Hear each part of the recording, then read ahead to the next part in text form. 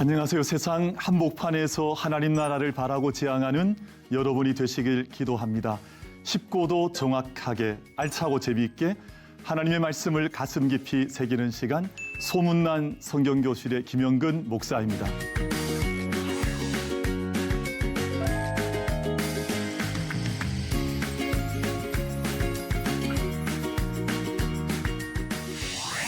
소문난 성경교실에서 여러분과 말씀을 나누게 되어 참으로 감사합니다.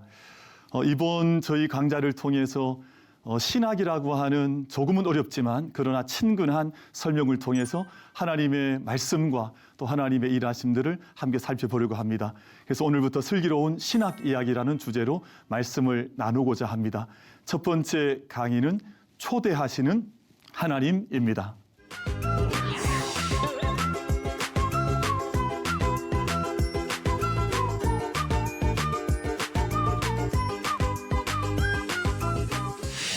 오늘의 주제는 저희가 초대하시는 하나님이라는 주제로 저희가 주제를 다루려고 합니다. 그 하나님께서 우리 가운데 어떻게 다가오시는가 하는 것에 대한 말씀을 통해서 하나님께서 우리를 초대하고 계시다 하는 주제를 나누려고 하는데, 우리 기독교 신앙은 하나님의 존재하심을 믿는 것, 여기서부터 우리 신앙이라고 하는 발걸음들이 이제 시작이 되게 되어져 있습니다. 우리 모든 삶의 자리에서 사실은 믿음이라고 하는 것은 너무나 소중해서 누군가로부터 제가 믿음을 얻거나 또는 제가 누군가를 믿어줄 수 있다고 하는 것은 참 귀한 일이죠. 미국의 화폐를 보면 동전 코인이나 혹은 지폐 안에 쓰여져 있는 미국인들의 그 고백이 한 가지가 있습니다. In God we trust라고 하는 우리는 하나님을 믿습니다라고 하는 그 나라의 어떤 모토라 그럴까요? 그 나라의 주제가 모든 동전이든 또는 지폐이든 그 모든 문구 안에 우린 하나님을 믿습니다라고 하는 글귀가 적혀 있는 것을 저희가 알고 있습니다. 저희가 이 땅을 살아가면서 누군가로부터 믿음을 얻는 것, 또 누군가에게 믿음을 주는 것 대단히 중요한데, 세상에 많은 사람들이 성경을 아무리 많이 읽어도 믿음을 가지지 못하는 사람도 참 많이 있습니다. 그러나 저희는 하나님에 대한 말씀을 읽거나 경험을 통해서 하나님을 믿을 수 있다고 하는 것이 얼마나 감사한 일인지 모르겠습니다. 그래서 우리 기독교 신앙이라고 하는 신앙을 가지게 될 때 가장 중요한 것이 뭐냐 하면, 많은 일들을 하는 것보다는 하나님께서 존재하신다고 하는 것을 믿는 것, 여기로부터 우리 신앙생활은 첫 걸음이 이제 걸어가게 되고, 우리가 어떤 믿음을 가지는가 하는 것은 대단히 중요한 것 같습니다. 히브리서 11장 6절 말씀, 정말 중요한 말씀인데요. 믿음이 없이는 하나님을 기쁘시게 하지 못하나니 하나님께 나아가는 자는 반드시 그가 계신 것과 또한 그가 자기를 찾는 자들에게 상 주시는 이심을 믿어야 할지니라 라는 말씀을 주시는데, 우리가 믿는다고 하는 것이 얼마나 중요한지, 믿음이 없이는 하나님을 기쁘시게 할 수 없다라고 그렇게 말씀을 하면서, 우리가 믿음 가운데는 하나님이 반드시 계신 것과 또한 하나님을 찾는 자들에게 상 주시는 이심을 믿어야 할지니라 라고 말씀을 하고 있습니다. 우리가 하나님을 믿는다는 것에 세 가지 의미가 있습니다. 그래서 하나님을 믿는다고 할 때 저희가 이제 하나님을 그냥 덮어놓고 믿는 것도 아니거든요. 무작정 믿는 것도 아닙니다. 그래서 우리의 믿음에는 몇 가지 요소들이 좀 필요한데, 내가 왜 믿는가, 내가 왜 하나님을 믿어야 하는가, 첫 번째 믿음의 이유에 대해서 늘 저희가 생각을 해보면서, 나는 구원을 받기 위해서 또는 나는 나의 삶을 새롭게 살아가기 위해서 믿는다고 하는 이 왜 믿는가에 대한 이유를 잘 가지고 있는 것이 필요한 것 같습니다. 그리고 우리가 믿을 때에는 내가 남들이 믿는다고 믿는 것이 아니라, 나는 이 길을 반드시 믿음의 길을 걸어가야 된다라고 하는 자기의 분명한 목적을 가지고, 친구가 이렇게 믿으니까 믿는 것이 아니라 나는 나의 믿음을 가진다고 하는 이런 생각을 가지는 것이 대단히 중요하다고 생각을 합니다. 그리고 하나님을 믿을 때, 우리가 믿는다고 할 때 그냥 아무 목적도 없이 또는 나의 믿음도 없이 믿는 것이 아니라, 나는 어떤 목적을 두고 그리고 삶의 어떤 열매를 위해서 나는 믿음 생활을 한다고 하는 자기의 믿음에 대한 분명한 목적을 가지게 될 때 우리 믿음이 훨씬 더 빛난 믿음이 될 수가 있고 가치 있는 믿음이 될 수가 있을 것 같습니다. 그래서 다시 한번 말씀드리지만 나는 왜 이 믿음 생활을 하는 것인가에 대한 자기의 고백이 있는 것이 대단히 중요하고요. 그리고 다른 사람들이 믿으니까, 다른 사람들이 교회 가니까 내가 간다, 이런 믿음이 아니라 나는 나의 분명한 목적의 방향, 믿음의 방향을 정해서 나는 이것을 위해서 믿습니다라고 하는 나의 믿음에 대한, 보통 이제 아버지의 믿음을 아들에게 강요하시거나 또는 뭐 시부모님의 믿음을 며느리에 강요하시거나 하면 교회를 억지로 따라갈 수 있긴 하지만 정말 나의 믿음을 가지긴 쉽지 않거든요. 그래서 우리가 믿음 생활을 할 때 나의 믿음, 자신의 믿음을 가질 수 있도록 돕는 것이 참 소중하다 하는 생각을 가지지 않을 수가 없습니다. 그리고 내가 믿음 생활을 통해서 나는 무엇을 위해서 가는가? 궁극적인 우리가 골이라 그러죠. 골. 그래서 나는 이것을 위해서 갑니다. 또는 나는 이런 열매를 맺겠습니다 하는 것을 위해서 저희가 이제 믿음 생활을 점검을 해보면서 믿게 되는데, 그러면 오늘 저희가 이제 하나님을 믿는다는 것의 세 가지 의미를 좀 짧게 말씀을 드려보려고 합니다. 첫 번째는 하나님을 믿는다 할 때 여러분 무엇을 주로 많이 믿으십니까? 우리가 첫 번째는 우리가 기억해야 되는 것은 하나님께서 모든 것을 창조하셨다는 것을 믿는 것입니다. 그러니까 이것은 가장 첫 출발점이죠. 가장 중요한 고백이기도 하고, 태초에 하나님이 천지를 창조하셨다. 그 태초 안에는, 그 태초에 천지를 창조하셨다 하실 때는 사실은 모든 온 우주 만물이 다 들어가지만 우리 자신 역시도 여기에 창조신앙 속에 들어갈 수가 있습니다. 자기 자신이라고 하는 것이 들어가는 거죠. 근데 하나님께서 창조하신 것을 이제 믿는다고 할 때 세 가지 의미가 있습니다. 하나님께서 원래 이제 처음 창조하셨던 사건을 가리켜서 이제 원창조라고 하는데, 이게 처음 창조이죠. 하나님께서 태초의 천지를 창조하셨다 할 때 그것을 믿는 것을 나는 원창조를 믿습니다. 첫 번째 창조를 믿는 거죠. 창세기 1장과 2장에 이제 기록이 되어져 있습니다. 근데 하나님께서 원창조만 하시고 나서 그럼 그 다음에는 이제 손을 놓고 계시냐? 여러분 그렇지 않습니다. 하나님께서 창조하신 이후에 이제 계속적인 창조라고 하거든요. 계속적인 창조를 하시는데 꼰뚜니아 크레아티오라, 라틴 말로 하면 그렇습니다. 꼰뚜니아 크레아티오, continuation creature라고 해서 계속적인 창조를 지금도 하고 계신 거죠. 그래서 저희가 믿음을 나는 믿습니다라고 하는 고백을 할 때 하나님께서 지금도 계속해서 하나님의 창조의 사역을 하고 계시다 하는 것을 저희가 고백을 하는 것을 하나님을 믿는다라고 이제 표현을 이제 하게 되는 것입니다. 그리고 세 번째 창조가 대단히 중요한데 우리 성도님들, 시청자분들께서 여기에 무슨 답을 넣으면 좋을까요? 이 마지막 창조는 새 창조라고 하는 것입니다. 그래서 New Creation이라고 적을 수 있겠습니다. New Creation. 이때는 우리 모든 성도님께서 아신 것처럼 나는 마지막 종말을 믿습니다. 나는 마지막 새 하늘과 새 땅을 믿고 하나님께서 하나님 나라를 완성하시는, 하나님 나라를 이제 완성하시는 그때를 믿습니다라고 하는 것이 이 새 창조에 관한 믿음이거든요. 그래서 저희가 이제 우리 모든 성도님들께서 나는 하나님을 믿습니다라고 말씀을 하실 때 창조 신앙을 가지는 것이 대단히 중요한데, 창조는 첫 번째 원창조를 믿는다는 것과 두 번째 계속적인 창조를 믿는다는 것과 세 번째 하나님의 나라가 완성되는 새 창조, 마지막 완성을 믿습니다라고 말할 때 우리가 창조 신앙을 가졌다라고 말씀을 하는 것이거든요. 그래서 모든 생명 세계를 하나님께서 만드셨습니다. 지금도 하나님께서 생명을 만들어내시고 또 생명을 보존하시고 생명을 섭리하는 것을 믿습니다라고 말할 때는 이 계속적인 창조를 말하는 것이거든요.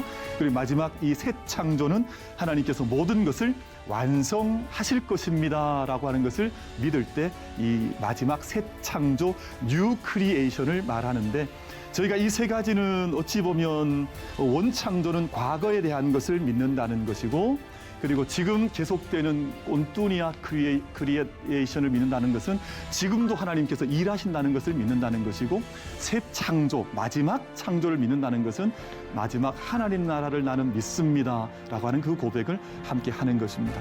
그래서 우리 믿음의 사람들에게, 하나님을 믿는 사람들에게 가장 중요한 신앙의 첫걸음은 아마도 이 창조신앙, 창세기의 신앙을 가지는 것인데, 사실은 창조 이야기는 창세기 안에만 머물러 있지는 않고요. 모든 하나님의 말씀인 66권 성경 전체 말씀 속에 창조에 관한 이야기는 계속해서 말씀이 되어지고 있으니 창조신앙을 강조를 해서 말씀을 드렸습니다. 두 번째는 저희가 이제 구속신앙이라고 하는 것을 믿는 것인데, 첫 번째는 창조신앙, 두 번째는 이제 구속신앙입니다.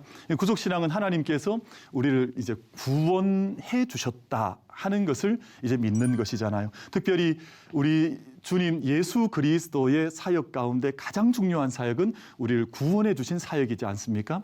최근에 저희가 이제 비도 많이 오고 그래서 홍수가 나거나 하면 이제 물에 빠져 들어가고 있는 동물들 또는 사람들 이제 구원하는, 이제 구조하는 그런 모습을 저희가 볼 때가 있는데, 바로 구원이죠. 구원할 때는 질병으로부터 또는 환경으로부터 또 어떤 삶의 어떤, 여기에는 재해라든지 어떤 재난이라든지 들어가겠습니다만, 인간에게 있어서 가장 중요한 구원은 역시 죄와 죽음으로부터의 구원이거든요. 그래서 우리가 하나님을 믿습니다라고 말씀할 때 하나님께서 하나님의 아들 예수 그리스도를 통해서 나를 구원해 주신 것을 믿습니다. 그리고 우리 교회 공동체를 통해서 지금도 그 구원의 역사를 계속해서 이루어가는 것을 믿습니다라고 할 때 이 두 번째 구속신앙이라는 것을 가지는 거거든요.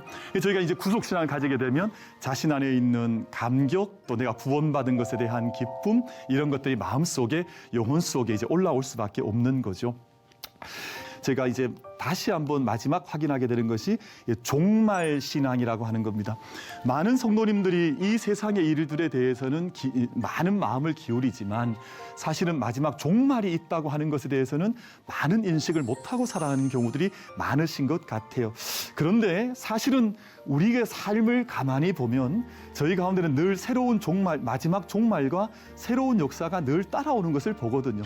이제 하루가 지나지 않습니까? 그러면 다음 날 아침이 찾아오게 되고, 또 1년이 다 지나고 나면, 겨울을 지나고 나면 그 다음에 봄이 찾아오는 것처럼, 저는 이 종말 신앙을 그렇게 이해를 하고 있는데요. 우리 가운데 봄이 온다는 겁니다. 그리고 우리 가운데 아침이 새롭게 찾아온다는 것이거든요.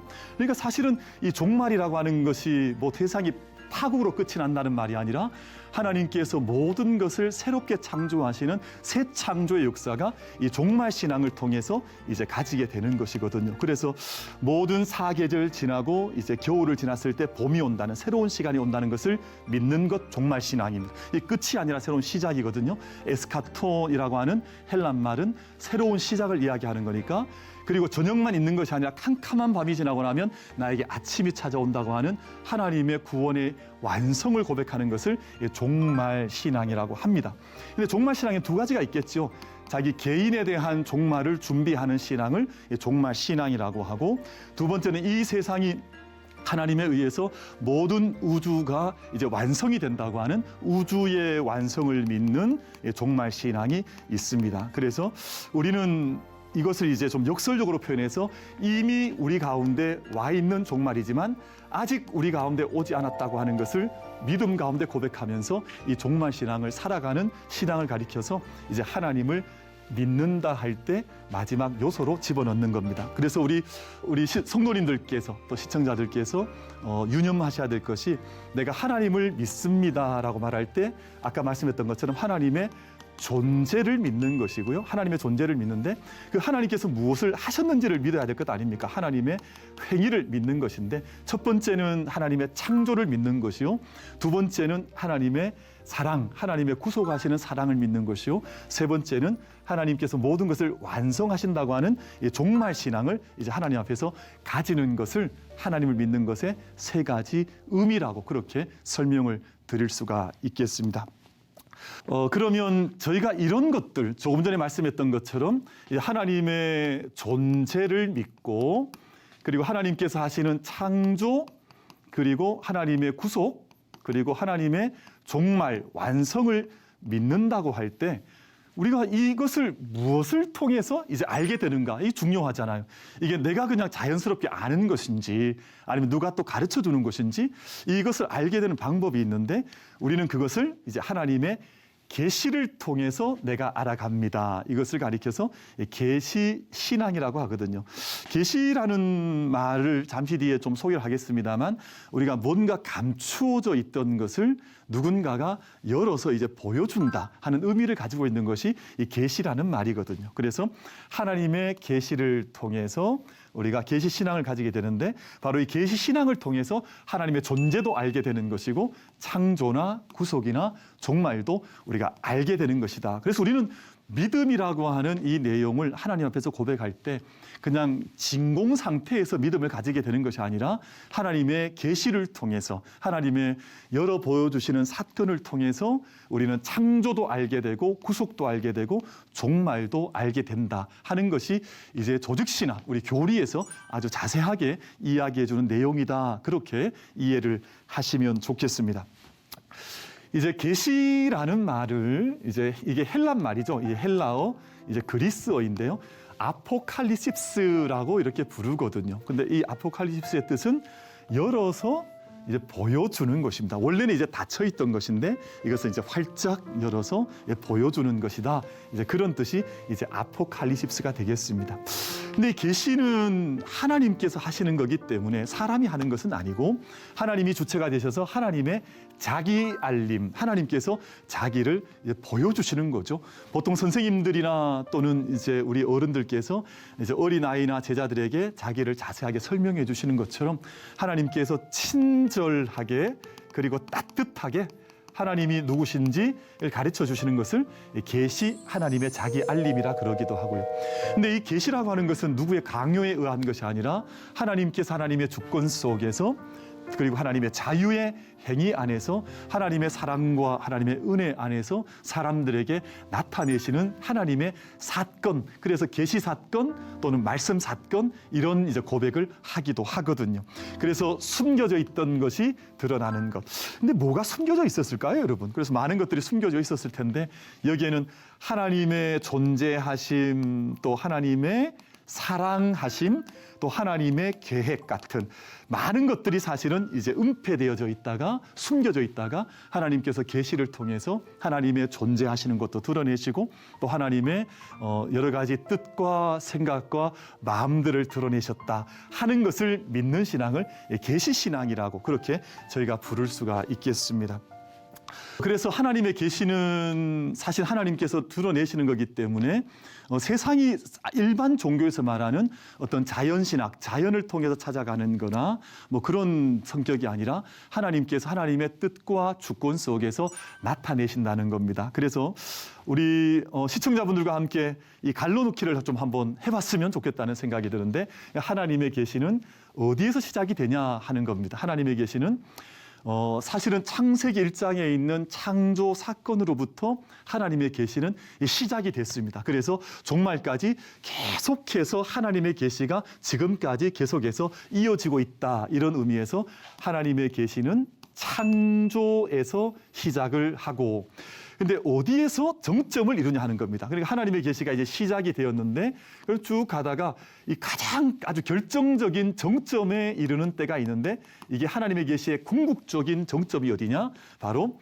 예수 그리스도라는 겁니다. 우리 예수님에게서 정점을 이루고 예수 그리스도에게서 왜냐하면 세상에 많은 계시들이 있지만 예수님을 바라보는 것보다 하나님을 더 잘 알 수 있는 방법은 없습니다. 그래서 하나님의 어떤 성품을 가지고 계신지, 하나님께서 어떤 사랑을 하시는 분인지, 하나님께서 어떤 계획을 가지고 계신지 이 모든 것들이 사실은 예수님 안에 다 들어있기 때문에 예수님에게서 하나님의 계시는 정점을 이루고 있다. 그래서 예수님을 잠시 뒤에 한 번 더 설명하겠습니다만 궁극적인 계시, 아주 근원적인 계시 이런 표현을 하기도 하거든요.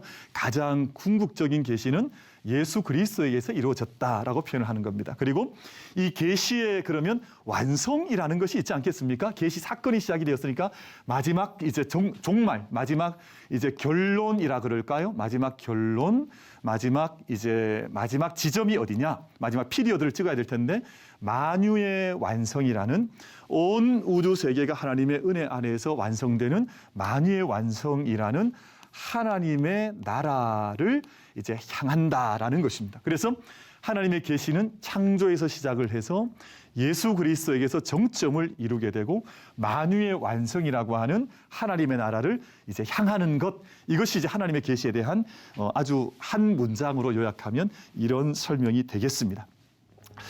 근데 계시에는 그러면 여러분 이런 질문을 하실 수 있지 않겠습니까? 계시에는 어떤 유형들이 있습니까? 어떤 예가 있겠습니까? 예는 너무 많습니다. 그래서 좀 설명을 좀 편하게 말씀을 드리기 위해서 계시의 다양한 유형들로 구약 성경을 먼저 보면 하나님께서 많은 사람들을 찾아오셔서 말씀을 건네셨거든요. 그러니까 말씀을 건네시는 것 안에 하나님의 계시가 담겨져 있는데, 예를 들자면 아브라함이라든지 또 이삭이라든지 야곱이라든지 요셉이라든지 이들은 늘 하나님의 말씀을 들었던 사람들이었습니다. 하나님께서 아주 따뜻하게 말씀을 건네시기도 하시면서 사람들과의 대화와 만남과 그리고 나타내심을 통해서 대표적인 인물이 아브라함이죠. 내가 지시할 땅으로 가라. 그리고 여러 가지 일이 있을 때마다 항상 아브라함에게 나타나셨습니다. 그래서 말씀을 해주셨는데, 이 계시는 이렇게 사람에게 직접 하나님께서 인격적으로 다가오시는 것이다. 저희가 그렇게 생각을 할 수 있겠죠. 하나님께서 이제 인격적으로 아브라함과 만나셨다. 두 번째는 이렇게 인격적인 만남이 아니라 할지라도 어떤 하나님 나라의 사명을 위해서 뜻을 전달하시는데, 이제 대표적인 인물들이 사사기에 나오는 사사들이라든지 예언자들입니다. 이분들은 개인적인 어떤 인격적인 차원도 있지만 한 큰 나라를 위해서 또는 민족을 위해서 어떤 큰 방향을 정하게 될 때 하나님께서 특별한 사람들을 통해서 하나님의 뜻을 전달하시면서 계시하셨다. 저희가 이제 구약 성경을 통해서 그런 모습들을 살펴볼 수가 있겠습니다. 근데 이런 만남이나 사명의 뜻을 전하는 것이 주로 이제 말씀을 통해서라면, 계시가 환상적 경험을 통해서도 이루어지는 경우들이 있습니다. 예를 들자면 에스겔이라든지 또는 대표적인 인물은 구약의 이사야라고 하는 선지자가 되겠습니다. 하나님으로부터 얼마나 많은 환상을 받는지, 이들은 환상의 사람이었었고 예언의 사람들이었었는데 그것을 통해서도 역시 하나님의 뜻을 전달받는 계시를 받은 대표적인 인물들이 되겠습니다. 근데 그 외에도 가만히 보면 계시가 나타날 때 꿈을 통해서 계시가 이루어지기도 하고, 또는 천사를 통해서도 이제 하나님의 뜻을 고지하는 그런 뜻이 이루어지기도 하고, 심지어는요 제비를 뽑는 경우도 있었습니다. 그러니까 이스라엘 믿음의 사람들이 제비 뽑기를 통해서 하나님의 뜻이 어떻게 나타날까를 보았던 것이죠. 그래서 아주 재미있는 방법이긴 하지만 요즘도 가끔씩 그래서 어떤 교회는 제비 뽑기를 통해서 담임 목사님을 청빙한다 하는 교회를 저도 만나보긴 했습니다만, 하나님의 인도하심을 믿는 거죠. 그리고 어떤 기적을 통해서, 특별히 율법은 하나님의 중요한 계시의 한 방법이었습니다. 그러니까 하나님의 말씀이라고 하는 계시가 구약의 유형 속에 이렇게 다양한 계시가 있다라는 것을 기억하시는 것이 좋겠습니다. 신약 성경도 역시 다양한 계시의 모습들이 있어서 하나님의 사자라든지 천사들을 통한 계시가 나타났습니다. 우리 시청자분들 잘 아시겠습니다만 가브리엘이라든지 하나님께서 쓰시는 천사들을 통해서 계시가 나타나기도 했고, 그리고 사도행전 말씀에 보면 예수님께서 부활하신 후에 이제는 사울 같은 바울이죠. 에게 현현하셔서 사울아 사울아 네가 나를 핍박하느냐 하는 말씀으로 어떤 계시의 사건을 보여주시기도 했습니다.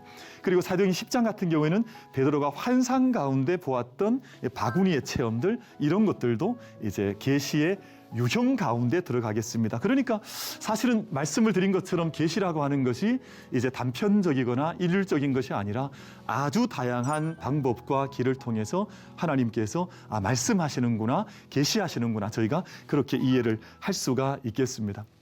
근데 이 가장 많은 계시들 중에 그러면 하나님께서 계시를 하신다는 겁니다. 근데 그 계시들 중에 가장 결정적인 계시가 있겠느냐? 다시 말하면 가장 중요한 계시, 궁극적 계시가 있겠느냐? 그래서